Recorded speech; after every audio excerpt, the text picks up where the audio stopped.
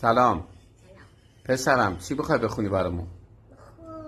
یاقی و خط قرمز. خب شما از خودتون معرفی کنی؟ میگم فامیل من محمدی، من پارسا هستم. خب شما چرا به من پارسا میکنی؟ خب حالا چی میخوای بخونی؟ بخون برامون.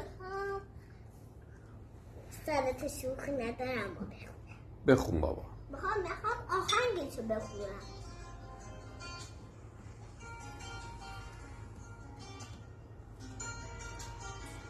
سالا بابارونونا خونستان و بارو توی هرهای قشنگ من